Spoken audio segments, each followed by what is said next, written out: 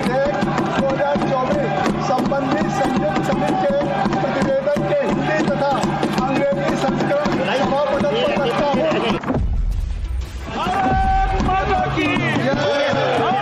भारत माता की जय के उद्घोष के बीच वक्फ संशोधन बिल पर जेपीसी रिपोर्ट लोकसभा को सौंप दी गई। लोकसभा से पहले गुरुवार को ही जेपीसी रिपोर्ट राज्यसभा में रखी गई है। इसी के साथ वक्फ बिल पर बनी जेपीसी का एजेंडा पूरा हो गया। लेकिन जब ये जेपीसी रिपोर्ट संसद के हवाले हुई, तब भी इसे रोकने का विपक्ष का आखिरी तिकड़म देश के सामने उजागर हुआ। वक्फ की जेपीसी की रिपोर्ट को आज संसद में पेश होने से रोकने के लिए विपक्ष ने आखिरी दांव खेला और वो था डिसेंट का। विपक्ष पार्टियों का आरोप था कि जेपीसी के चेयरमैन जगदम्बिका पाल ने उनके डिसेंट जो नोट थे उनमें काट छांट करके जेपीसी की रिपोर्ट में शामिल किया है। लेकिन आज संसद की कार्रवाई में ये साफ हो गया कि विपक्ष की ओर से दिए गए डिसेंट नोट को जेपीसी की रिपोर्ट में उसी तरह से शामिल किया गया है। वक्फ की जेपीसी रिपोर्ट कुल 936 पन्नों की है, जिसमें डिसेंट नोट्स के ही पन्ने 281 हैं, जबकि जेपीसी द्वारा संशोधित वक्फ बिल 15 पन्नों में है। फिर सवाल उठता है कि जेपीसी रिपोर्ट में विपक्ष के डिसेंट नोट्स को हटाने या काट छांट कर लगाने के आरोपों का सच क्या है? क्या वाकई 281 पन्नों में डिसेंट नोट्स होने के बावजूद जेपीसी के विपक्षी सदस्यों की आपत्तियां पूरी तरह दर्ज नहीं की गई हैं? आखिर क्यों राज्यसभा के नेता प्रतिपक्ष और कांग्रेस अध्यक्ष मल्लिकार्जुन खड़गे जेपीसी रिपोर्ट को फर्जी रिपोर्ट कहने से नहीं चूके? जो वक्फ बोर्ड की जेपीसी की रिपोर्ट है, जिस रिपोर्ट में अनेक सदस्यों ने अपना डिसेंट नोट दिया है, वो नोट देने के बावजूद भी प्रोसीडिंग से निकालना और उन मेजॉरिटी मेंबर्स के व्यूज सिर्फ उसमें रखकर बुलडोज करना, ये ठीक नहीं है। ये कंडेमेबल है और एंटी डेमोक्रेसिक है, एंटी प्रोसीजर है। आप डिसेंट नोट के व्यूज को प्रिंट करके या अपने रिपोर्ट में डाल के बोलना चाहिए, उसके बजाय उसको डिलीट करके अगर कोई रिपोर्ट होती है, मैं उसको कंडेम करता हूं और ऐसे फर्जी रिपोर्ट को हम कभी नहीं मानेंगे, सदन कभी नहीं मानेगा। वैसे जब राज्यसभा में मल्लिकार्जुन खड़गे के नेतृत्व में विपक्ष जेपीसी रिपोर्ट में विपक्ष के डिसेंट नोट्स में काट छांट का आरोप लगा रहा था, तब संसदीय कार्य मंत्री किरण रिजिजू ने स्पष्ट किया कि ऐसा कुछ नहीं हुआ।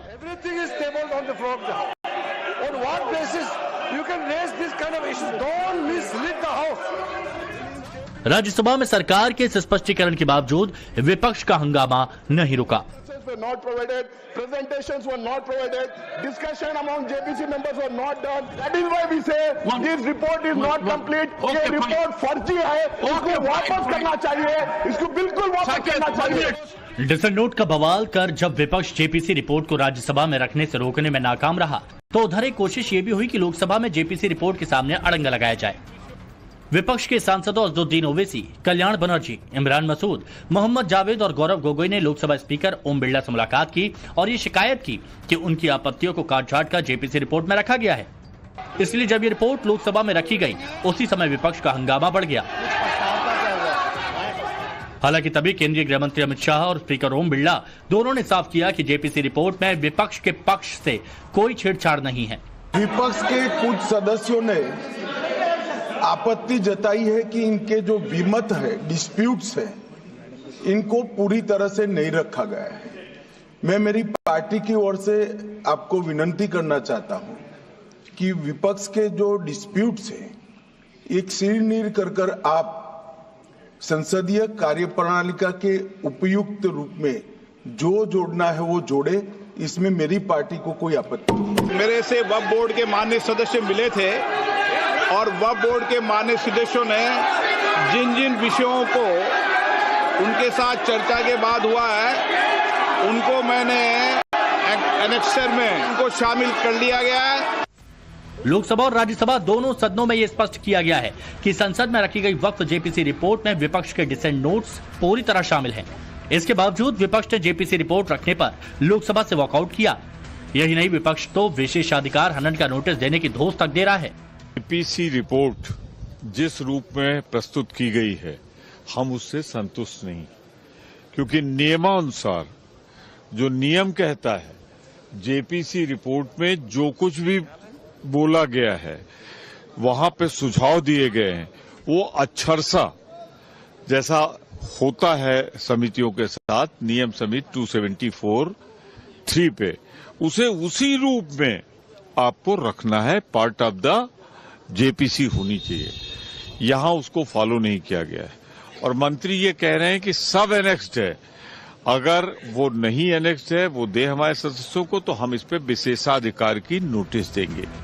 अब सवाल यह है कि आखिर जेपीसी रिपोर्ट की कौन सी पूछ पकड़कर विपक्ष सारा बवाल कर रहा है। इसका जवाब यह है कि जेपीसी रिपोर्ट में विपक्ष के डिसेंट नोट में कमेटी के ऊपर जो निजी हमले हैं उन्हें शामिल नहीं किया गया है। वक्फ बिल में क्लॉज बाय क्लॉज जो डिसेंट नोट लगाए गए हैं वो रिपोर्ट का हिस्सा है, लेकिन रिपोर्ट में जो व्यक्तिगत टिप्पणियां की गई है उसे रिपोर्ट से हटा दिया गया है, वो भी नियम के अनुसार। 24 जनवरी को जेपीसी बैठक की तस्वीर देखिए, जब विपक्ष ने जेपीसी चेयरमैन जगदम्बिका पाल के खिलाफ नारेबाजी की थी।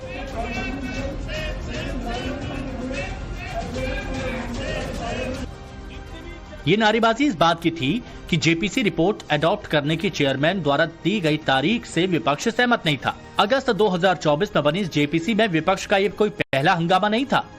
याद कीजिए, जेपीसी की एक बैठक के दौरान कल्याण बनर्जी ने कांच की बोतल मेज पर ऐसे जोर से पटकी कि खुद घायल हो गए थे। ऐसे ही मामले में जेपीसी में 6 महीने तक आर पार की लड़ाई चली और तानाशाही के आरोप उछले, लेकिन जब ऐसे आरोपों को डिसेंट नोट का हिस्सा बनाया गया तो उसे चेयरमैन ने अपने अधिकारों का इस्तेमाल कर हटाया, लेकिन वक्फ बिल से संबंधित कोई आपत्ति नहीं हटाई है।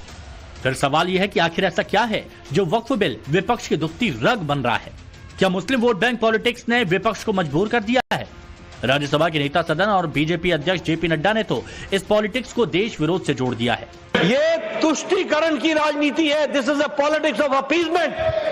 कुछ लोग देश को तोड़ने की साजिश करते हैं। कुछ लोग, some people are trying to fight against the Indian state. Bharat देश के खिलाफ लड़ रहे हैं। कांग्रेस पार्टी और विपक्ष आज देश के जो लोग खंडित करना चाहते हैं, देश को कमजोर करना चाहते हैं, उनके हाथ मजबूत करने का काम कर रही है, तो विपक्ष कर रही है। देश भर में वक्फ बोर्ड पर मनमाने तौर पर जमीन हथियाने के गंभीर आरोप हैं, इसीलिए नए वक्फ बिल की जरूरत है। लेकिन विपक्ष के मुताबिक यह मुसलमानों का हक छीनना है। जो बिल लाया जा रहा है ये सिर्फ और सिर्फ ना सिर्फ अनकॉन्स्टिट्यूशनल है, fundamental rights article 14, article 15, article 29 का ग्रेव वायलेशन है। ये वक्फ को बचाने के लिए नहीं है, वक्फ को मुसलमानों से छीनने के लिए, बर्बाद करने के लिए ये बिल लाया जा रहा है। मेरा मानना है कि ये कमेटी रिपोर्ट ये बीजेपी की रिपोर्ट है और इसके पीछे एक बड़ा षड्यंत्र है। कोई भी बात जो पॉइंट्स रखे गए विपक्ष के सदस्य द्वारा कमेटी में, तो वो नहीं माने गए और मनमानी तरीके से सरकार कहीं ना कहीं ध्यान भटकाने के लिए आखिरी दिन ये बिल लेकर आई है हाउस में। लेकिन जेपीसी रिपोर्ट ने सरकार के हाथ बेहद मजबूत कर दिए हैं। Bureau report, times now of Bharat.